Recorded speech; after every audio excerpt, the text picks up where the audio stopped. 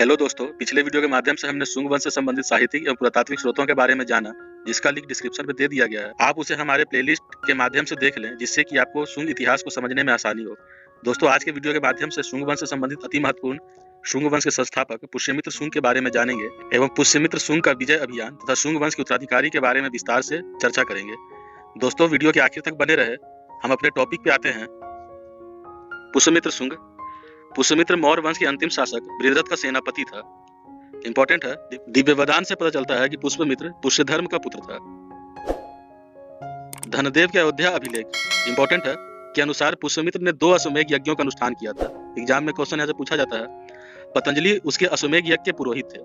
Important है, पतंजलि पुष्यमित्र के राज पुरोहित थे। आगे देख लेते हैं। बौद्ध ग्रंथों के अनुसार पुष्यमित्र बौद्ध धर्म का उत्पीड़क था। पुष्यमित्र ने बौद्ध विहारों को नष्ट किया तथा बौद्ध भिक्षुओं की हत्या की थी।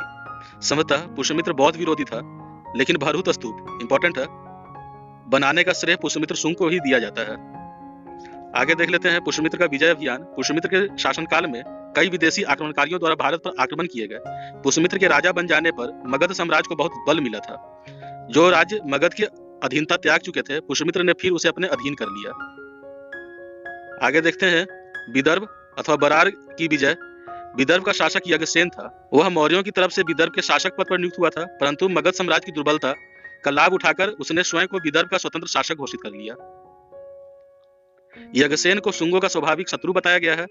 पुष्यमित्र के आदेश से अग्निमित्र ने उस पर आक्रमण किया और उसे परास्त कर विदर्भ को फिर से मगध साम्राज्य के अधीन कर लिया। याद रखेंगे।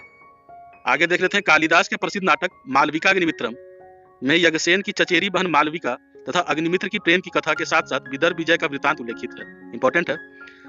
आगे है खारवेल का युद्ध। मौर्य वंश के अंतिम दिनों में कलिंग, वर्तमान उड़ीसा भी स्वतंत्र हो गया था। कलिंग का राजा खारवेल था। याद रखेंगे।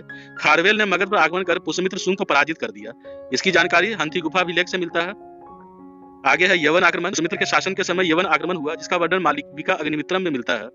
डेमेट्रियस अर्थात दिमित्र नामक यवन राजा पुष्यमित्र का समकालीन था। गर्गी संहिता के युग पुराण में विवरण मिलता है कि यवन साकेत और मथुरा पर अधिकार करने के बाद पाटलिपुत्र तक पहुंच गए थे। इंपॉर्टेंट है। आगे पुष्यमित्र के उत्तराधिकारी।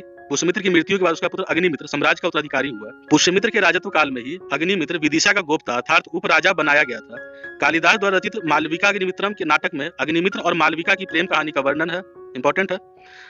अग्निमित्र के बाद पुराणों में क्रमशः वसुज्येष्ठ, वसुमित्र, आंध्रक, पुलिंदर, घोष, ब्रजमित्र, भागवत तथा देवभूति नामक राजाओं का वर्णन मिलता है। भागवत, जिसे भागभद्र कहते हैं, ने भागवत धर्म ग्रहण किया और विदिशा अर्थात बेसनगर में गरुड़ स्तंभ की स्थापना कर भागवत विष्णु की पूजा की। देवभूति इस वंश का अंतिम शासक था। उसके मंत्री वासुदेव ने उसकी हत्या कर नए वंश कनव वंश की स्थापना की। तो दोस्तों, इसी के साथ आज का हमारा क्लास खत्म होता है। अगले वीडियो के माध्यम से मौर्योत्तर काल में एक और वंश कनव वंश के संस्थापक वसुदेव के बारे में पढ़ेंगे एवं वसुदेव के उत्तराधिकारी के बारे में जानेंगे। तो दोस्तों, चैनल पर बने रहें तथा अगले वीडियो की नोटिफिकेशन के लिए चैनल को सब्सक्राइब करें। अगर हमारा वीडियो सीरीज आपको पसंद आ रहा है तो वीडियो को लाइक करें तथा कमेंट करें। पढ़ते रहें, रोज नया सीखते रहें। धन्यवाद।